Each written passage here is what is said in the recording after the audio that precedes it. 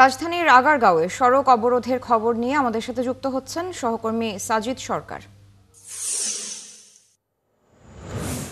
সাজিদ, বেশ কয়েক ঘন্টা ধরেই তো আন্দোলন চলছে, তো আগারগাঁও সড়কটি এখনো বন্ধ রয়েছে কিনা এবং আন্দোলনকারীরা কি বলছেন, আর কতক্ষণ চলবে তাদের এই আন্দোলন, কি পরিস্থিতি সেখানকার?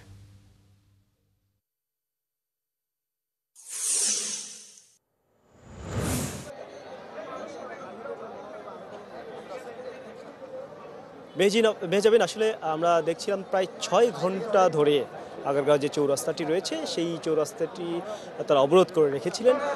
সেখানে কিন্তু শুরুতে যারা আটকে পড়েছিলেন সেই সমস্ত পাবলিক পরিবহন থেকে ব্যক্তিগত পরিবহন প্রত্যেকেই যে ভোগান্তিটা আসলে এই ৬ ঘন্টা ধরে পেয়েছেন তা এটা কিন্তু আসলে অবর্ণনীয় দুর্ভোগ ছিল। তবে কিছুক্ষণ আগে অর্থাৎ ৬টা ঠিক ৫-১০ মিনিটের দিকে সেই সড়কটি উন্মুক্ত করে দেওয়া হয়েছে। তবে এখন শুধুমাত্র আগারগাঁ থেকে শ্যামলী পর্যন্ত যে সড়কটি সেই সড়কটি বন্ধ রেখে মিরপুরগামী যে সড়কটি সেই সড়কটি খুলে দেওয়া হয়েছে। তারা সেটি খুলে দেওয়ার পর আবারও তারা বাংলাদেশ টেলিযোগাযোগ নিয়ন্ত্রণ অফিসের অর্থাৎ কর্তৃপক্ষের সামনে এসে অবস্থান নিয়েছেন এবং তাদের সেই অবস্থান চলাকালীন সময়ে সন্ধ্যা ৬টার পর থেকে কিন্তু একটি বৈঠক হবার কথা রয়েছে। এই টেলিযোগাযোগ নিয়ন্ত্রণ কর্তৃপক্ষ, এনবিআর সহ যারা আন্দোলন করছেন তাদের সাথে বেশ কয়েকজন কমিটির সদস্যরা গিয়েছেন।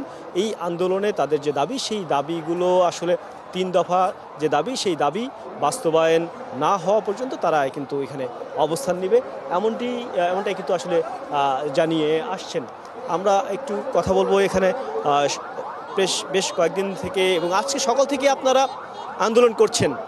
এই আন্দোলনটি আসলে কোন পর্যায়ে যাবে, এদিকে সাধারণ মানুষের ভোগান্তি আপনারা আসলে বাস্তবায়ন হবে কি বুঝি নাই।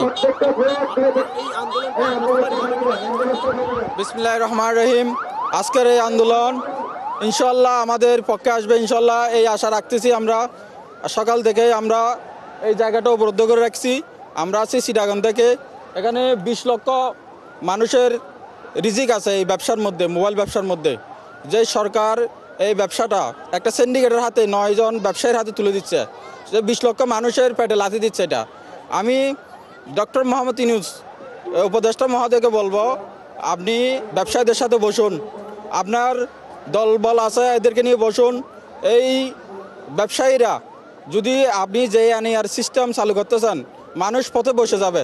তার চাইতে আপনি তো সাজিদ, আপনি থাকুন সেখানে, নিশ্চয়ই পরবর্তীতে আবারও যুক্ত হব আপনার সাথে।